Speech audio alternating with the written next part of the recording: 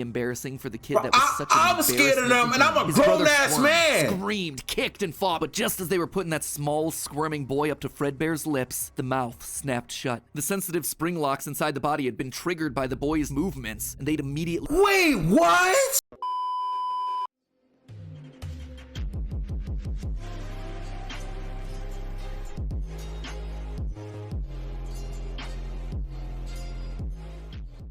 Greetings, my empire. Dre's here, back with another video, and today we finna watch Game Theory FNAF The Ultimate Timeline Parts 1 and 2.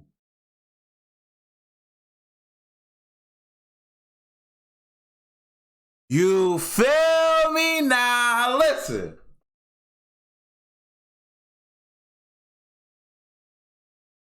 Listen. Yeah. Listen. So the last FNAF videos we did, right? We listened to those absolute bangers by the Living Tombstone. Come on, boy. What she said? She said something. I can't fix you. Yo, it goes crazy. If you haven't checked out those videos, go. I'm telling you. You feel me? I'm not asking you. I'm telling you. Let me calm down. So I listened to all 6 of those songs, and I tried to make a educated guess on the FNAF lore from listening to those songs. And guess what? From the comments, from what y'all said in the comments, I got it 100% right. Like, oh my God, I know the law. Like, come on, bro. Like, I was making connections. I'm lying. I'm definitely lying. Y'all was in the comments eviscerating me. Y'all said I got I got it 100% wrong. 100%. That's like y'all was telling me the lady and in the song don't even exist, gang. That was making me look very stupid. So, I'm here to rectify that. Y'all was giving me, I was looking in the comments, y'all was telling me to look at Game Theory's Ultimate Timeline to get the actual lore, you feel me? So I'm here. Now, he has 4 videos, each of them like 20, I think there was one that was 30 minutes long, you feel me? So, just for the sake of me not getting overloaded with information, because if I watch all 4 of the videos, that's like a 2-hour long video. I'm going to break this down into 2 parts. So the first part, we watching the 1 and 2. This video should be an hour, then the second video is going to be another hour. And I'm finally figure out the real FNAF lore. I'm going to finally get woke, gang.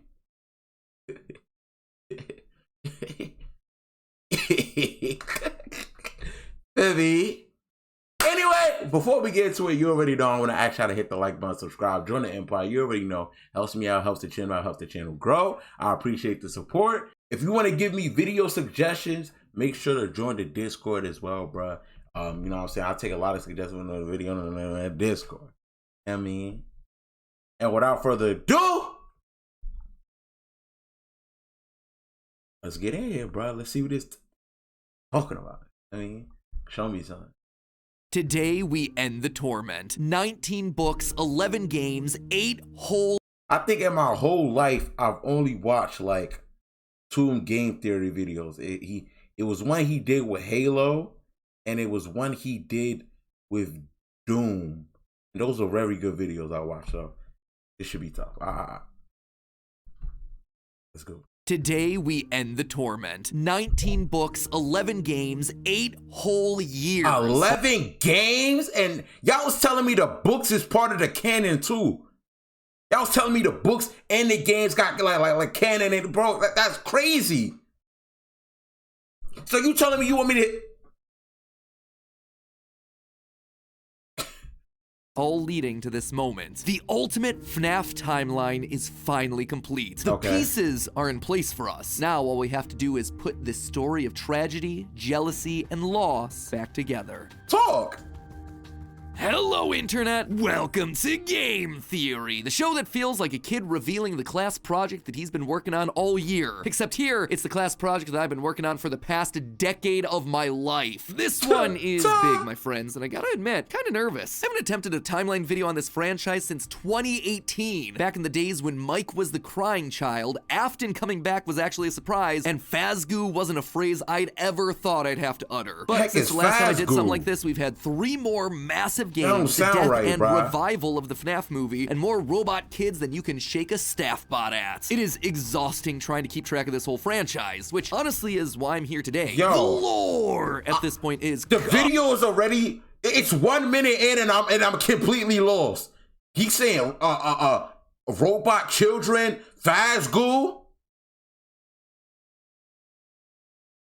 When the first Five Nights at Freddy came? I think it like 2017, right? Or am I tripping? I don't know. Complicated. I'm already completely lost. Speculation and theories. So to hopefully make it a little easier for everyone and to give us all a baseline to talk about this franchise moving forward into the future, it's time to reveal my current working FNAF timeline. But just before I do, I just want to explain a couple of things. First, this timeline is massive. Seriously, it is huge. This thing towers over any video project we have ever done on the channel. But when you look at the totality of this franchise, the story of FNAF really boils down to the story of one man, William Afton. His successes, his failures, his rise to becoming co-owner of one of the most successful restaurant franchises in the world, and his eventual fall to the monsters he helped to create, only to then be reborn in a new digital form later. That's why I've decided to split this timeline into 3 main chunks. The foundation of Freddy's, how the business started and how it came into being, the Afton era, William's decades-long murder spree, and post-Purple Guy. Basically modern FNAF, everything that happens after the pizzeria simulator fire. And because there are lots of new big revelations in this thing that seemingly come out of nowhere, as well as just points I want to talk about further, I decided to dedicate 1 episode to each chunk. I originally wanted it to be one seamless, continuous video, but it just felt incomplete without some sort of explanation at the end of each one. Once this whole thing's done, I promise I'm gonna merge all the narrative bits into one massive video so you can just skip my explanations.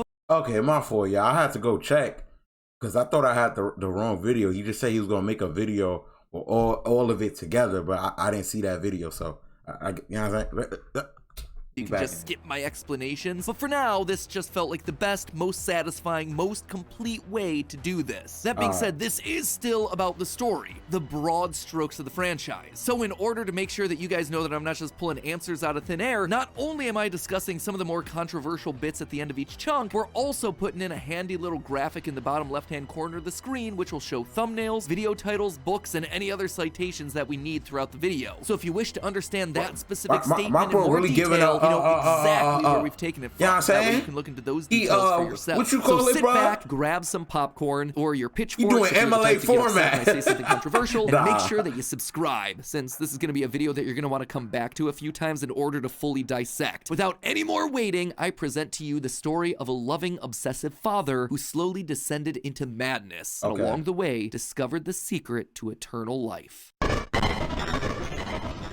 Bro. Our story begins not in the 1980s or even in the 1970s, but all the way back in the 1930s. It was the throes of the Great Depression, and people were in desperate need of cheap entertainment, especially in Utah, one of the states hit hardest, 4th highest unemployment in the nation and full of transients. People looking for work in Salt Lake, finding none, and ultimately moving on to find their fortunes out in California. People were tired and they were hungry, but as they traveled, there was one thing that could lift their spirits: a simple roadside attraction called Fredbear's Singin' Show. The ads were plastered all over town, featuring an animated bear drawn in the popular pie-eyed so these gonna be the humble beginnings. He resembled cartoons like Mickey Mouse, Felix the Cat, Betty Boop. It immediately said that this, Fredbear's, was a place where you could bring the family. And Betty Boop could get the work. Honestly, couldn't be beat. For 50 cents, you could get food and entertainment as you watched the local trained real-life dancing bear. Bro, 50 cents now can't even give you a honey bunny anymore, gang. What happened to the economy?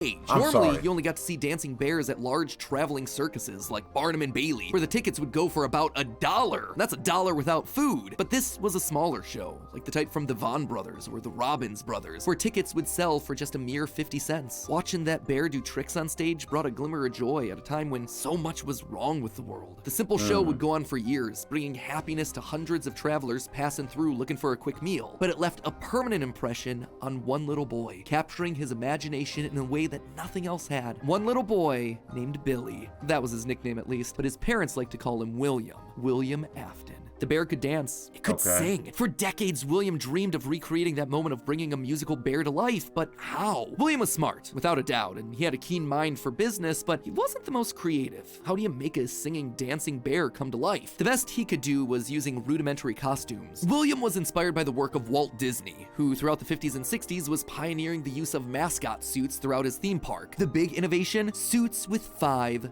fingers. This allowed the performers wearing the suits to use their natural arms and hands to interact with the guests, as opposed to the older models where the arms would just hang limply by their sides. Finally, with a simple mascot suit, he would be able to realize his childhood dream. He would be able to bring Fredbear to life. To appeal to the kids, and for copyright reasons, he changed Fredbear from a realistic brown animal to a cartoonish yellow bear with a purple hat and bow tie. But feeling like one character wasn't enough, he added another friend, a yellow rabbit with a purple vest and matching tie named Bonnie the Bunny. While Fredbear was certainly his first love, Bonnie was extra special because that was his. It was an original character that he had created from scratch. And I do mean I'm still hitting you with copyright. William's hand-sewn costumes were rough with seams and stitches visibly showing, but it was the best that he could do. And you know what? It was just enough. Bonnie and Fredbear would perform on stage to small but enthusiastic crowds. Finally, he was able to deliver fantasy and fun to all the kids, delighting and inspiring them in the exact way that he had been delighted and inspired so many years ago. And things could have ended there. That could have been the end to his story. It could have been perfect had it not been for one thing. Other people saw the success of his idea and they wanted in. Enter Chica's Party World, a rival restaurant starring performing animal characters. His idea, except they did it better. I already know what's gonna happen. He's gonna kill the obviously he wasn't the best. It hurt the prideful William Afton to admit it, but this restaurant was able to do the thing that he always wanted to do: make the animals actually come to life. All of the performers in this restaurant were robots, simple metal skeletons that were powered by battery packs, but all of them able to freely turn and talk and dance on their own, no human required. It was like magic that came from the mind of a brilliant creator named Henry Emily. This Henry, in some small way, had been able to harness the power of life itself. Afton admired him. He was jealous, to be sure, but he also looked upon this man with awe. Off to one side of Chica's Party World was a small cabaret stage featuring an elephant magician. On the other, a hippo known to ramble on and on. That one was more of a joke for the parents. But that it was one the looked main creepy. stage that was for the kids. A rocking band of characters featuring a yellow chicken thing with a southern drawl named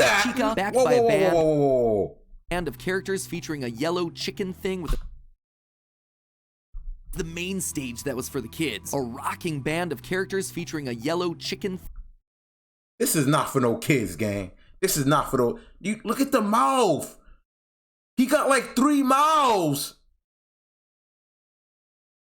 This can't be for kids. If I seen this while I'm having a party, yeah, I just turned 10. You know what I'm saying? You know what I'm saying? And I look up and I see that. Oh, no! And what's up with that cupcake too? Nah. This can't be for kids. Thing with a southern drawl named I'm not taking my kids by a band here. of other country-themed characters, including a pig with a banjo, an upbeat that frog one is from a local swimming hole, and a brown bear with a heavy southern accent. Okay, wait, that's the most acceptable one. Animals. Why not a cow or a horse? Something to fit the country theme a bit better. Why did it have to be a bear? And adding insult to injury, they had the nerve to call this thing Ned Bear, a direct copy of his own Fredbear. Whoops, that's gonna leave him. He getting mad for saying he getting mad because somebody stole something that he stole? This nigga might be Soulja Boy. Afton's jealous admiration turned to hardened bitterness. A bitterness that would only grow over the next couple of years as families continued to choose Chica's party world over Fredbear's. William just couldn't compete with the appeal of the robots. Eventually, his restaurant would go bankrupt, only to get bailed out by, of course, Henry Emily. Another insult, another humiliation that William wouldn't soon forget. He's gonna kill that man. 1979. Despite being bitter, Afton couldn't deny that what came next was a period of massive success and expansion. With the two franchises now merged into one, it was the best of both worlds. Afton's ideas with Henry's robotic expertise. The two men decided to launch under a new name, Fredbear's Family Diner, a pizza chain that would eventually come to feature a mix of humans in performing suits as well as on-stage animatronics. They decided to stick with Fredbear as the headliner, considering the yellow bear was easily identifiable as a brand and because he was the original performing animal mascot. This new restaurant would also see a mix of characters as the two franchises merged into one, with Pig Patch and Happy Frog performing right alongside Fredbear and Bonnie. And as part of this one big Fredbear family, they even got themselves official merch that were released, ranging from masks to magnets. The crappy Mr. Hippo fridge magnet? I am sorry, Gregory. That said, not all the characters were winners. The reception to some characters was just mediocre, so they faded away into the dumpster, storage units, and retro budget tech stores of lost nostalgia, waiting for their chance to step back into the limelight if and when a headliner went out of commission. Others, though, would fare much better, like a new pirate fox, as well as a blue guitar-playing variant of the yellow Bonnie Bunny. What's up? Look at the mouth. Look at the mouth. Look at the mouth. This, I ain't gonna lie, it's the mouth that's getting to me.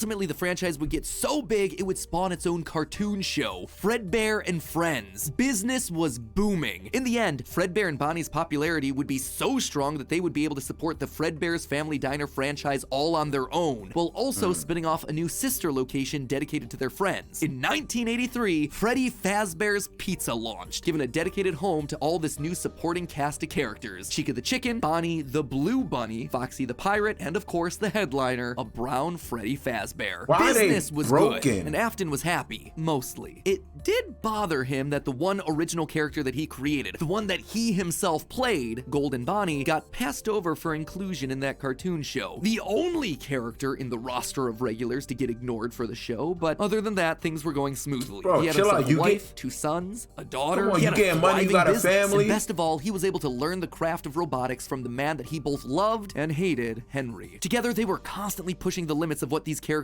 could do. Because it was quick and easy, new characters introduced into the roster would be given a simple hand-sewn suit with 5 fingers that any performer could wear. Eventually, Henry would design one of his signature animatronics for that character, utilizing a divided mouth with either a hinged or sliding jaw design. This was the first generation of animatronics. But why stop there? Afton had big ideas. What if the animatronics weren't just locked to the stage, but could freely roam the restaurant and interact with the kids? What if his mascot suits could become animatronics? What if you could use more than just rigid metallic skeletons? Why not experiment with tubes and wires that would give the animatronics fluidity and flexibility while still providing structure? No, you're going too deep with it. You're going too deep. You see, this is where, like, come on, you could have just stopped. You was getting money, you had a family, you could have just stopped. Now he talking about he trying to make them more lifelike. Like, what's going on? What's going on? Afton fell in love with robotics. He had started with a dream of bringing one simple singing bear to life, but with robots, he had stumbled across the tools that gave him the ability to control life itself. And thanks to Henry, he was practically speedrunning his way to an engineering degree. And while William wouldn't admit it out loud, one other thing that kept pushing him forward was the desire to beat his former rival, to prove himself smarter and more capable, to surpass the man who everyone else considered to be a visionary genius.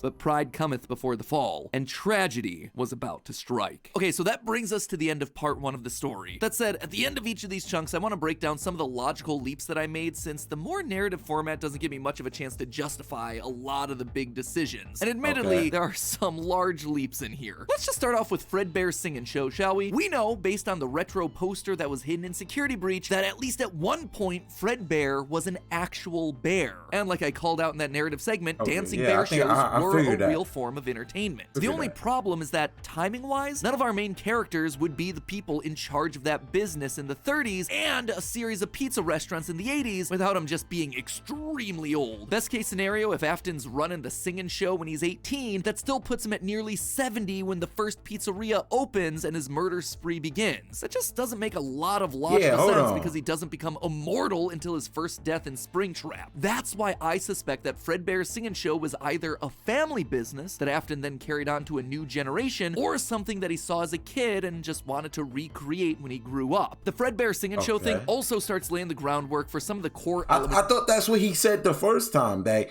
he saw it as a kid, and I guess he's saying, I don't know. I guess he's saying the time when that particular, chain of that Dancing Bear came out, that if he was a kid, he would be old when he actually made his first restaurant.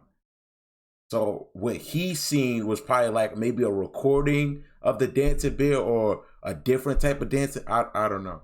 Of the story, that Freddy's was a place of fantasy and fun, and that Afton, despite eventually falling to become the heartless serial killer and mad scientist that we know him as, began as someone with good intentions and a love of entertaining kids. He wanted to bring things to life from the very beginning, a theme that recurs a lot for him throughout the rest of the franchise. Next up, let's talk about those mascot costumes. One thing that I keep going back to is the design of Glitch Trap. It's a handcrafted suit. You can see the seams and everything. It even has 5 fingers for the performer's hands. It is very much not a Springtrap suit. This is something much more rudimentary. It came at a time before animatronics were a part of the story. That's why I suspect that it was actually the first, predating literally everything. It's also a suit that is very personal to Afton. He put his digital consciousness in that form. It's his personal avatar. It's the way that he sees himself. There's it's going to like handmade suits. It's a digital suit. So the fact that he's choosing to lure kids and kill them in this particular suit actually says a lot about his emotional attachment. Do not come over there. Fredbear seems to have started as someone else's creation. Golden Bonnie was uniquely Williams, giving him a personal connection. And that's not all. In this whole franchise, only one set of characters have themselves 5 fingers, the Nightmares. Even Golden Freddy, Fredbear was have themselves 5 fingers.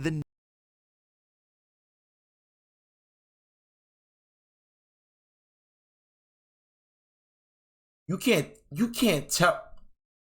tell me you ain't just like poop yourself, bro. You soiled yourself, didn't you? Cause I did.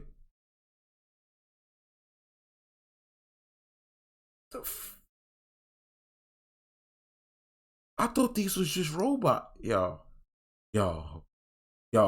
Nightmares. Even Golden Freddy, Fredbear, was a 5-fingered wearable suit at one point in the story, as we see in this shot from the graphic novel, before he, like everyone else, was turned into an animatronic. This seems to imply that all of the main characters had similar wearable mascot outfits at least at one point in time, and that whoever is having the FNAF 4 nightmares, if they even are nightmares, something that we'll touch on in part 2, saw those mascot suits specifically. Lastly, we have to talk about the elephant in the room. The literal elephant, Orville Elephant, as well as the rest of the mediocre melodies. For a while now, I've suspected that the mediocre melodies played a much more important role in the story than just being a bunch more animatronics to fill out the roster. Especially Ned Bear, which is just so suspiciously close to Fredbear. And yet, there are 2 key details that we're gonna have to justify with any mediocre melodies mention. One, they're very rudimentary with external battery packs, implying that they come very early in the timeline. And 2, we know that, at minimum, Mr. Hippo does eventually become an official member of the extended Freddyverse. But if these things are supposed to be cheap, generic rip-offs, why would you be trying to rip off yourself? You wouldn't. You would be stealing someone else's ideas. So if Afton created Fredbear, there would have to be some rival franchise. The only other person who would likely be ripping him off? Henry. We've talked extensively about how the mediocre melodies are clearly Henry's design aesthetic, so it just has to be him. I don't think Henry's doing this maliciously. He doesn't strike me as the type. He was likely building the robots at the orders of someone else that was running a rival restaurant franchise. But that's enough motivation motivation to start Afton down a path of jealous rivalry, but also begrudging admiration. As the Freddy Files Ultimate Edition says, it's important to revisit the beginning of Henry and William's relationship, so here you go. I think this is where it begins. Also, this is future Matt Pat here coming back to add this one in. Seems like the recently released character encyclopedia has backed up all of this speculation. I've had this timeline written for about a month now, but I've also been holding off a bit to see what wrenches this character in. Come on, you know when you're YouTube and you look at a video and you got a y'all say ass saying, you just gotta put your yo.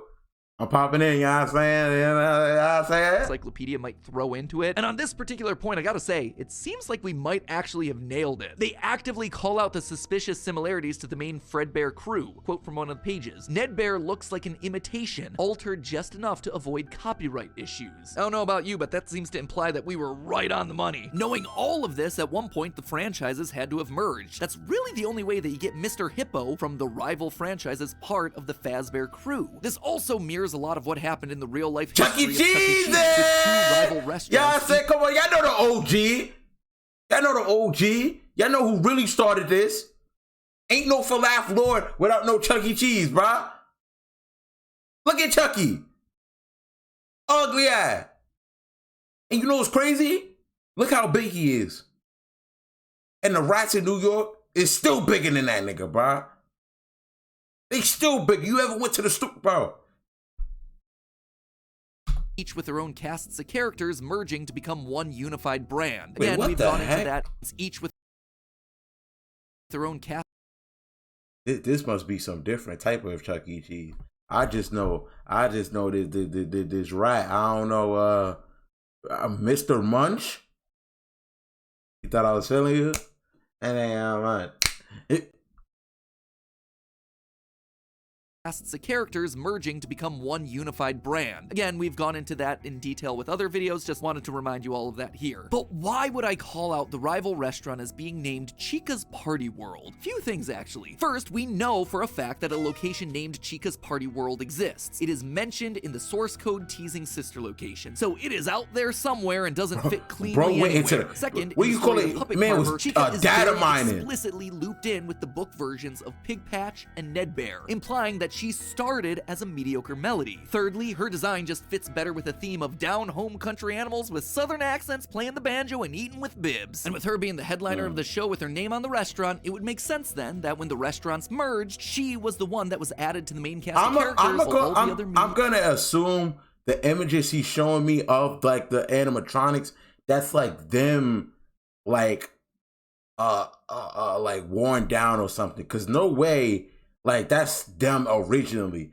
No way the parents is taking their kids to animatronics with their teachers like that. No. Mediocres faded away. It's also why when Freddy's closes after William's killing spree, she's the one to branch back off into her old franchise and is therefore missing in sister location. A detail that's bothered me for years at this point. It might also explain why William decided to stuff his first dead kid into Chica. That one was Henry's creation, not his. Is all of this a big leap? Yeah. Is it connecting a lot of dots that are very spread out across the franchise that I've been holding on in years? Absolutely. But I think I'm hearing stuff, sense. Bro. It also serves as a clean answer to a lot of the random threads that Scott's been leaving dangling for years. So with all of that in mind, my friends, we can close the book on the foundation of Freddy's. And don't worry, next week I'll be back to give you arguably one of the most confusing parts of this entire timeline situation, part 2, the Afton era. I promise it will actually be next week this time. No more waiting around. I am just as eager to get this one out the door as you are to watch it. I promise. You know what else I promise? I promise that we'll actually get to talking about the games. I would have liked to have talked about them in this episode, but there just isn't that much in the games that helps us depict anything pre-Family Diner. Although, let's be honest, this franchise has never been just about the games anyway. Even back in the early days of FNAF, we were decoding images and source code that Scott fed us through the website. The modern day books and the clues that we get from those things, now they're just modern extensions of that. All of it is crucial to understanding this franchise and its lore. Unless, of course, Steel Wolf finally gets around to making that this is so much bigger than what I thought it was going to be. I've always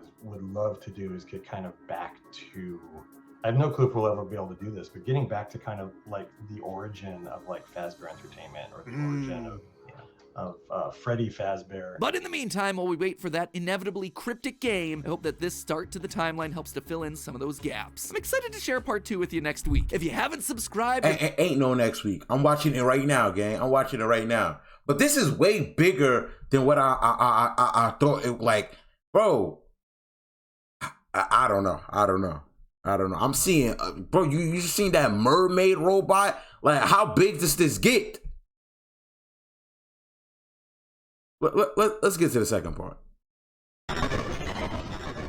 1983, business was booming with 2 whole restaurant franchises running, Fredbear's Family Diner and the newly opened Freddy Fazbear's Pizza. Together, William and Henry had been able to take the hybrid suit idea and make it into a reality. They called their new invention the Springlock suit, and fittingly enough, it was symbolic of the partnership between these 2 men, a human suit as designed by William that could become a freestanding Henry-style robot. But because it was still new tech with kinks to work out, the rollout was limited, restricted only to the Fredbear's Family Diner location. All of this meant that William was busier than ever. He didn't have time to be a full-time parent, so he designed a nanny cam system where cameras and speakers were hidden throughout the neighborhood, as well as in his youngest son's favorite toy, Psychic Friend Fredbear. I mean, plushy Fredbear. But since cameras just weren't enough to raise a kid, he also left childcare duties to his eldest son, Michael. There was just one problem with that. Michael was far from the best babysitter. He tormented his younger brother by jump-scaring him with a foxy mask and constantly left him behind. William watched all of it from his cameras. Kids would be kids. Tomorrow was another day, after all. Except Michael's torment didn't stop. Bitter, angry thoughts would run through Michael's mind. Why did he have to be the one to take care of this whining crybaby all the time? That's your brother! Wasn't fair. It was time that he got even with his brother by playing the ultimate prank. A prank that just so happened to be on this crying child's birthday. He and his friends would take his scared little brother and make him do the one thing that he was terrified of doing, getting close to the animatronics. That would be embarrassing for the kid that was such an I'm scared of them, and I'm a grown-ass man! Screamed, kicked, and fought, but just as they were putting that small, squirming boy up to Fredbear's lips, the mouth snapped shut. The sensitive spring locks inside the body had been triggered by the boy's movements, and they'd immediately— Wait, what?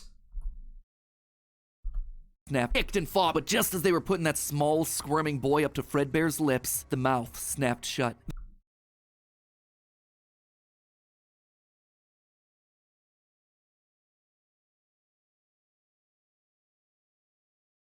Oh, they murking kids. Ow, brother. He put his little brother head in a robot suit. Dude.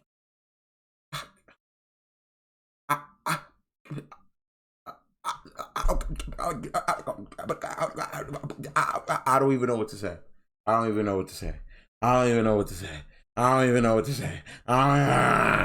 The sensitive spring locks inside the body had been triggered by the boy's movements, and they'd immediately clamped down. The wriggling stopped. Imagine how that It was just a prank. It was meant to be funny. No, the boy was taken to the stupid. hospital and was immediately given an IV. Flowers and pills filled the He's nightstand next to alive? his hospital bed, but the damage was too severe. He couldn't recover. As the younger brother's consciousness began to fade, he could hear Michael's last words, a small and flimsy apology. But his father, Williams, through the voice of the Fredbear plush, were a firm and committed promise to a dying son. You're broken. I will put you back together. This would not be the end. No matter what, William's son would live again. You haunt just him. take time. I say you become a ghost, haunt your brother for the rest of his life. Heart flatlined as the boy faded into the inky unknown of the afterlife. Okay, so he did In the die. aftermath of the tragedy, changes started happening around the restaurants. Kids were now required to wear security wristbands to prevent anyone from getting outside without parental permission. Any kid who approached the exit without permission would have to answer to the security puppet, a marionette on strings that could fly around on rails across the restaurant to stop kids. Wait, hold on. That's an L. Oh, whoa. I thought it was a W. That's an L.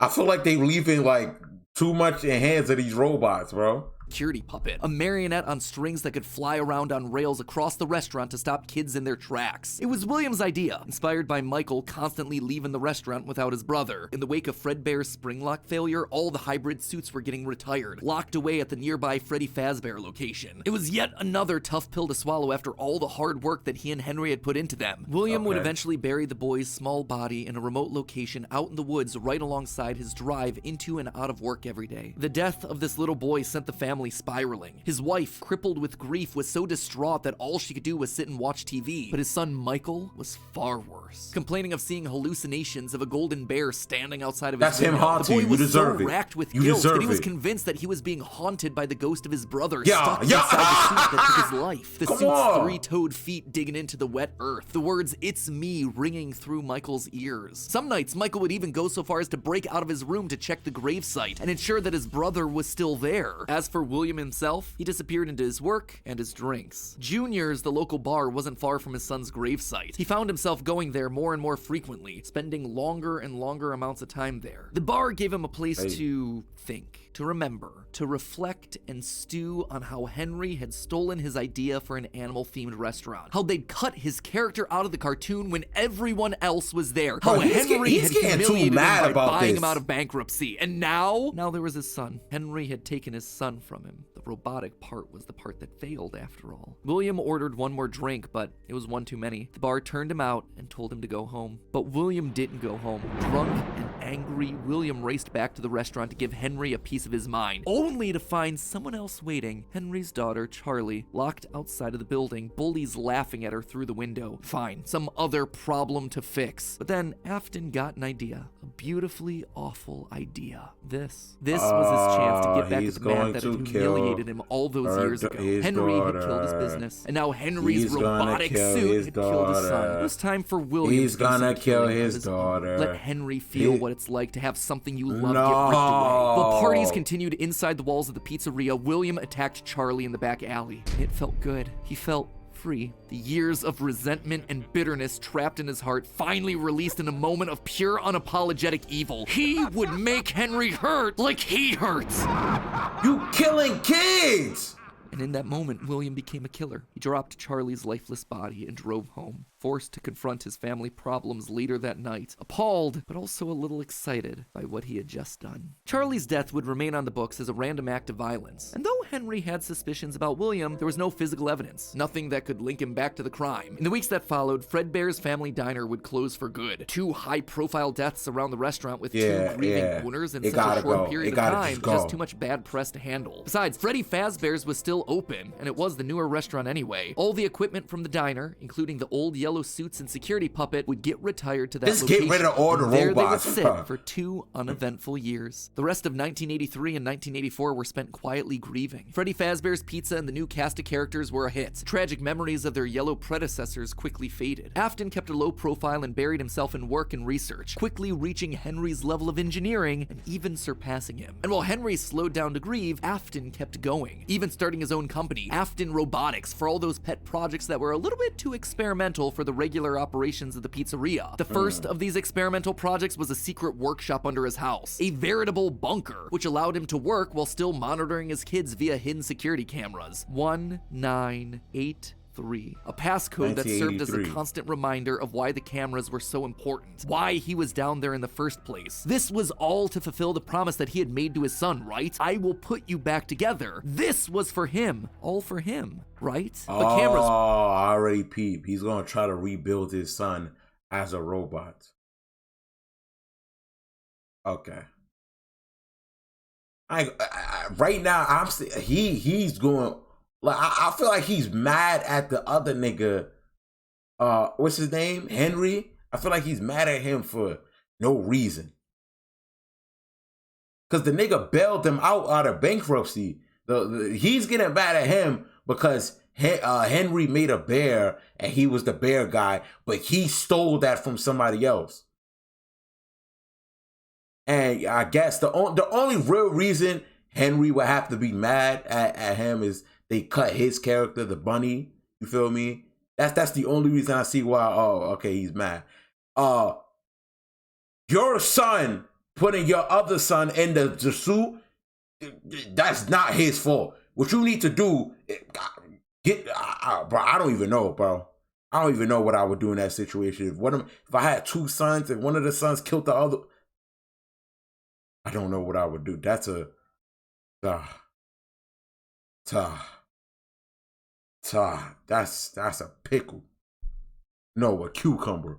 weren't enough. He needed to solve the runaway Michael problem. He had to keep him in the house. He couldn't have another one of his kids wind up dead inside of an animatronic suit. I ain't gonna lie. Why not run a little experiment on Michael? You see, all this work with Henry had gotten Afton to start learning more about life, robots, the human mind, and what a fallible machine we as humans were. Our reality is so easy to manipulate with a few sensory deceptions. Deceptions like sound. With just a few sounds, he had discovered that he could alter a person's vision. He could transform blank, smooth, plastic robots into lumbering, twisted nightmares. Nightmares far scarier than he could create with actual materials. They would appear organic, rotting, putrid, terrifying. These would be his means of keeping his son Michael in the house where he belonged. Was it extreme? Maybe. But then again, this was the boy who had killed his son. He would make him sorry. And so Michael would grow up not only— But that is your son, though.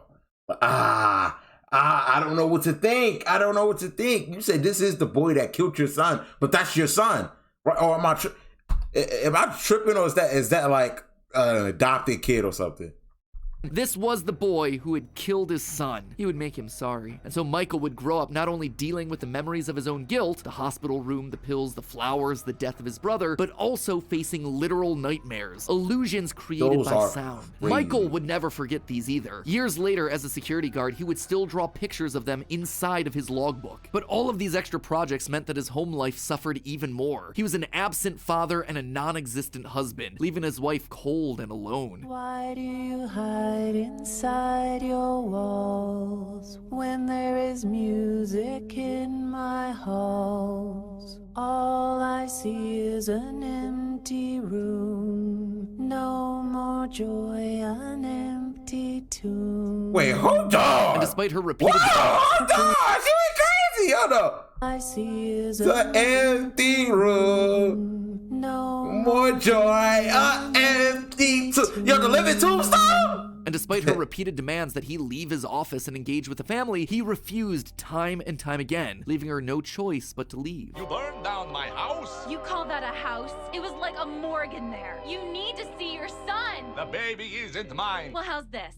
I'm keeping the diamond ring. And through it all, there was one lingering feeling. William wasn't done. He had gotten a taste of what it felt like to be unleashed, what it felt like to be free. Charlie's murder had unlocked something in him, and he wanted more. June 26th, 1985. Putting on the golden Bonnie suit, he lured children one by one to the back room of the pizzeria when no one was looking. At first, he was cautious. That's the second song, right? And he smoked the kids.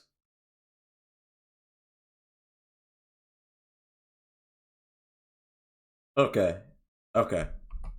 He would lure them with promises of cake and cookies. He told them that their dog Yeah, died. yeah, would he had ask the for cake, help with right? Homework. Susie was the first. You never. I mean, I got truly some of forget it right, your a little first. bit, like 1%.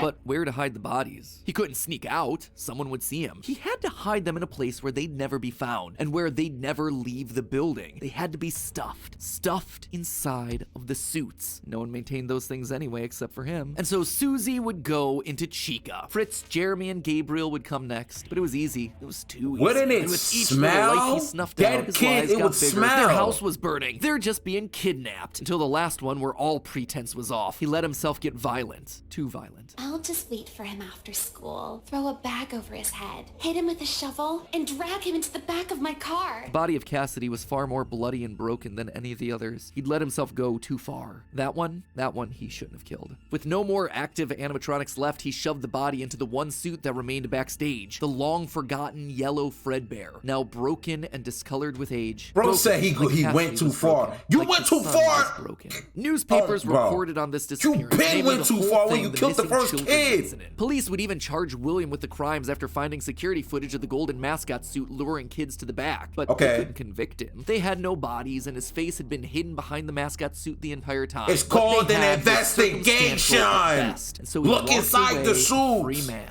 But Henry knew the truth. In these murders, he saw his daughter Charlie all over again. So he threw Afton out of the company and shuttered the doors to the old pizzeria. Henry would keep the franchise quiet for 2 years. This would not happen again. This could not happen again. How could he protect the kids? Finally, he developed a solution. He would implement an even more extreme security system in the form of new animatronics. Toy animatronics. Bro, inspired by the— this is not the answer. The robots is the problem. So you know what I'm gonna do?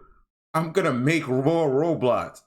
That's like that's like future trucks making androids to stop the androids. There's still androids that could go crazy.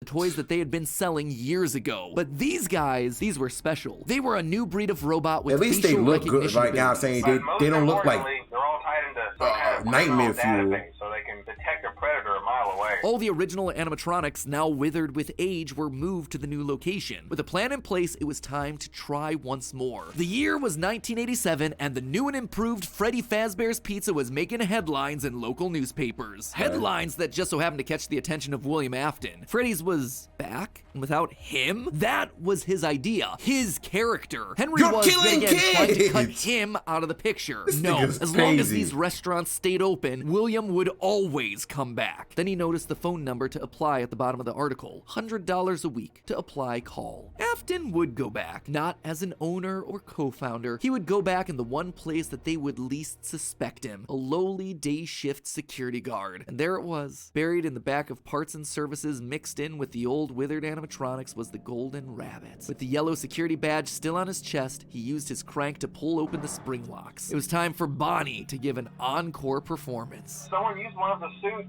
We had a spare in the back, a yellow one. Someone used it. Now none of them are acting right. From what I understand, the building is on lockdown. No one is allowed in or out, especially concerning any previous employees. When we get it all sorted out, we may move you to the day shift. A position just became available. 1987, 5 more kids. He didn't know what felt better, getting back into the suit after 2 long years of waiting, or knowing how devastating this would be to Henry the next morning. He didn't even try to hide his crime this time, just meant more blood on Henry's hands. He'd failed to protect the kids again. The restaurant had only been open for a few weeks, but William was sure. So how many? Let me see. Let me count. 1.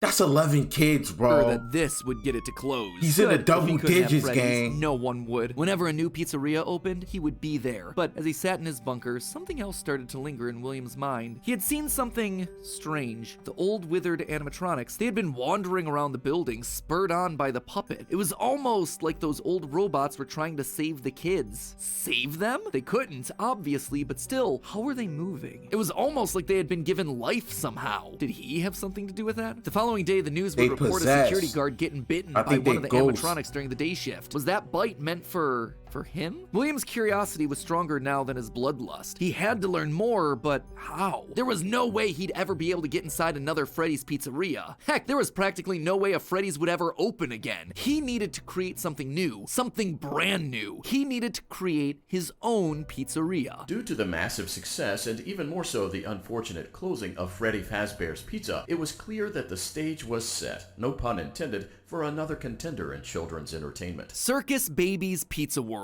This would be the place where he could continue his work. No longer just murdering, experimenting. He needed more kids, and he needed them alive. And knowing that he couldn't show his face on the restaurant floor, he needed a way of remotely capturing his victims and preserving them for his work. With that goal in mind, he designed a new breed of animatronic. Their endoskeletons fluid and flexible. He equipped them with sound lures that could mimic voices. They could isolate children. They could incapacitate and contain them with. So he basically is making a children murder factory.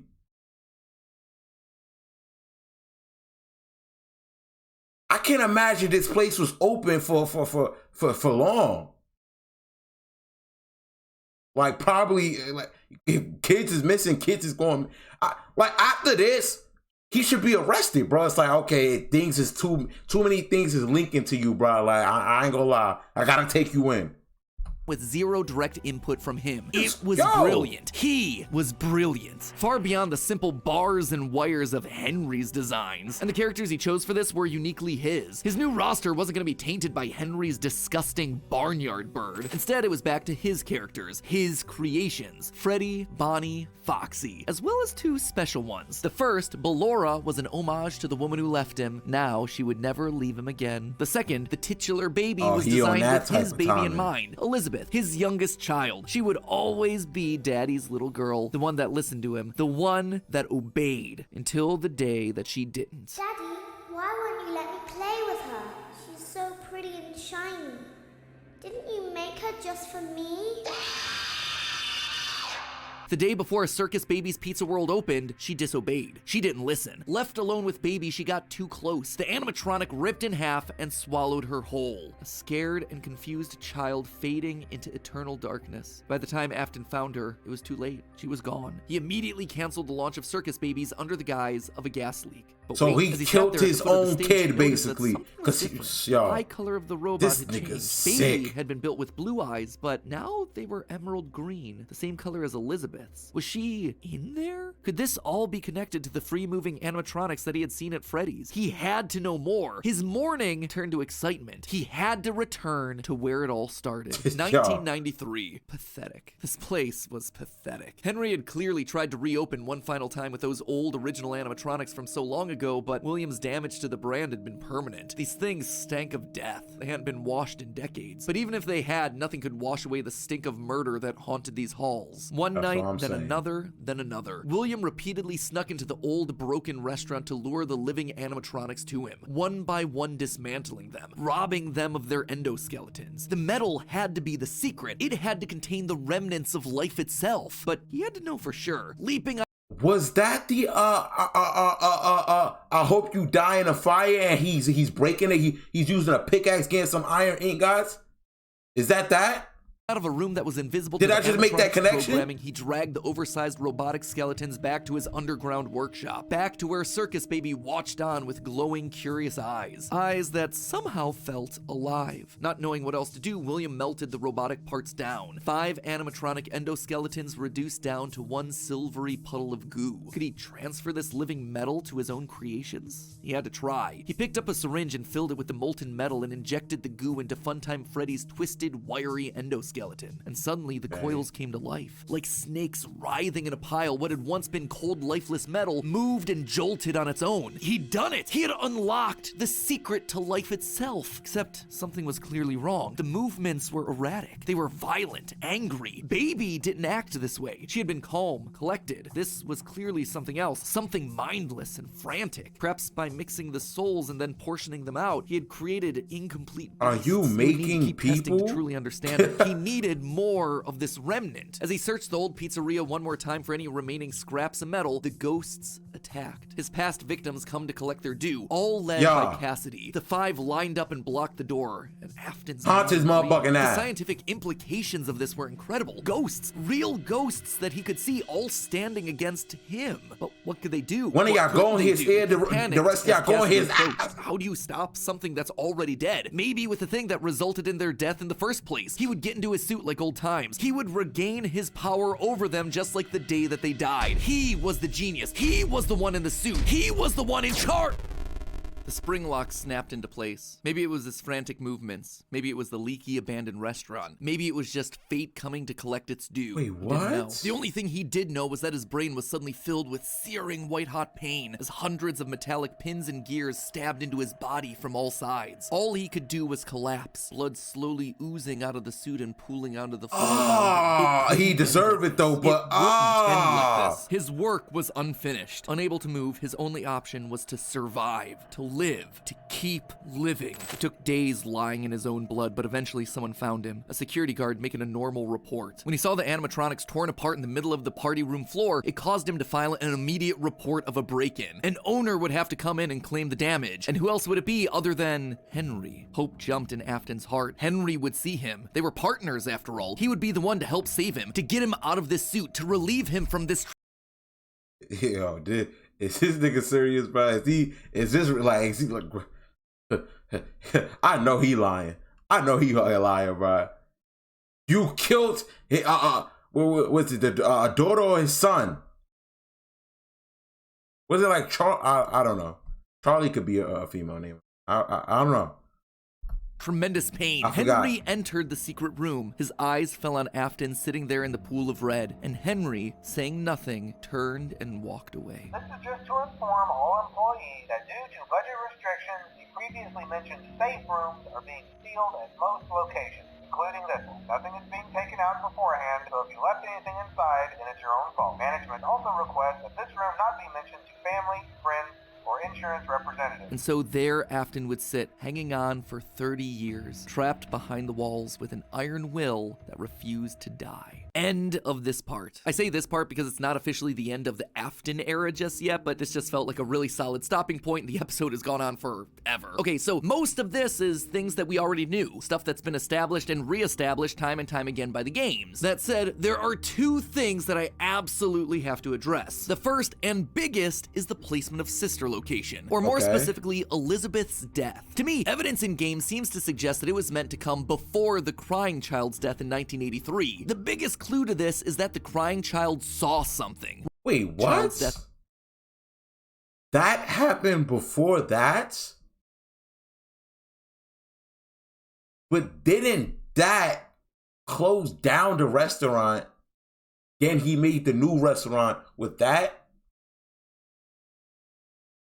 Am I tripping? In 1983. The biggest clue to this is that the crying child saw something. Remember what you saw is the phrase that's repeated over and over again by psychic friend Fredbear, aka William Afton speaking through a walkie-talkie in the Fredbear plushie's stomach. But what did he see? Well, I think we can tell based on how the nightmare animatronics are visualized. They have mouths in their stomachs, just like Baby ripping in half at the waist to swallow a kid. There's also the empty girl's room, one presumably left behind by a dead sister. And lastly, it explains why he's scared, and more specifically why Afton wants him scared. He needs his kids to stay away from the animatronics. He doesn't want them getting too close, because the last time one of his kids got too close to a robot, his daughter died. That's then why he sets up the nightmares, to scare both Mike and the crying child away from the animatronics from that point forward. That's why books like the Character Encyclopedia outright suggest that we play as the crying child in FNAF 4. That's why he has a nanny cam following the crying child everywhere, so he can keep tabs on his kids when they're out of his sight. He can't let another Elizabeth situation happen. The death of Elizabeth also gives William Afton extra motivation for killing. He's a grieving father. His daughter was taken away from him, so Charlie should die as well. He's lashing out at the world after losing his kids. And again, we know that at least one of his children had to have died prior to Charlie's death, based on the mound of dirt that we see in Midnight Motorist. It also allows circus babies to open and close earlier in the timeline, which is how you wind up with Funtime Foxy appearing as Mangle in the FNAF 2 location. Basically, Elizabeth dying first has everything it needs to fit, except for the most important thing, the murder weapon. Why would Afton be building an animatronic with a giant claw in its stomach so early in the timeline? That's what I'm saying. It just has no motive. It just doesn't make sense prior to 1983. At this point in the story, he hasn't killed anyone, and we know for a fact that the missing children's incident is 1985. So Elizabeth's death coming before any of those events just doesn't work, hence why I placed it where I did in the narrative timeline. Afton's death here is also a bit tricky. We know that he returned to the FNAF 1 location to break down the original animatronic. Wait, so is that just like something that's not explained, or is he going to explain it? Because he just... Hold on, let me rewind it, bro. I'm real curious. That happened before everything. Why would that robot be made unless he just made it just to make it or some shit like that? So he can keep tabs on his kids when they're out of his sight.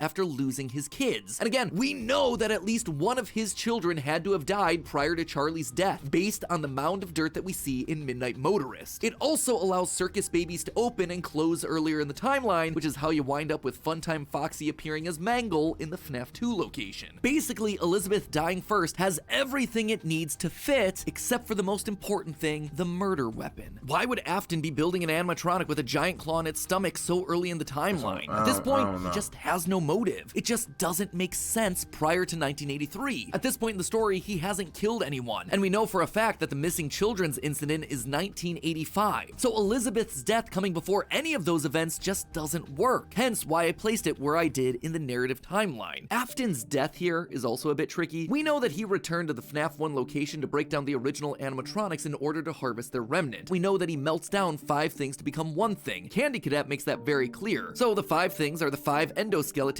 from the various animatronics. That would be totally fine if it weren't for one huge problem. On his 5th visit to the pizzeria, Afton gets spring locked. So either the 5 becoming 1 starts in 1993, but then finishes 30 years later when he re-emerges from the wall to add the last endoskeleton to his pile, or he's had himself some reason to return to the original location after harvesting all the stuff that he can. It's not ideal, but it's the one angle that makes the most sense. And with that, this next chapter comes to a close, thereby leaving us with 5 more games to cover cover, and another 40+ years of Fazbear history to recap. Ooh, when you put it that way, something tells me that this might balloon into 4 parts. Ugh, we'll see. Anyway, until then, my Faz heads, congratulations, you made it through a massive upload. And hey, if you are still looking for more to watch, then check out the other 5 brand new awesome theories over on our new sister location. I think it's over. I think it's over.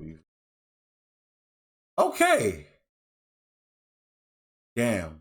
See, lucky I'm breaking this up into 2 parts because I'm overwhelmed right now, bro. I don't know if you can see it, but I'm overwhelmed.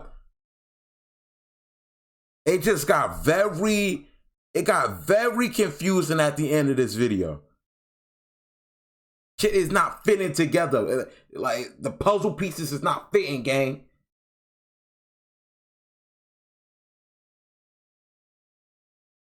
I don't know.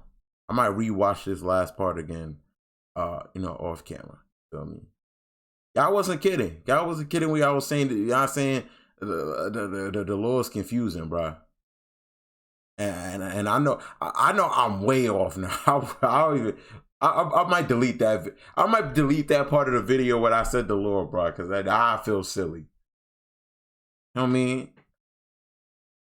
Anyway, I hope y'all enjoyed, man. If y'all did, make sure y'all hit the like button, subscribe, join the Empire.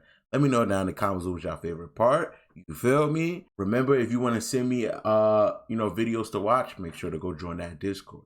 Lit. And yeah, that's pretty much it. Breezo Empire out. I'ma see. Gotta hold my ground. Smile left and I lost and found. I don't cheese, I'ma walk in frown. Hey, you up? Can you hold me down? Spin it up, cause I know you round. Left phone, what happens now? Been around, look what I got. Back wound and a face on clown, and it's cool. Got a pill for you if you choose to swing that move.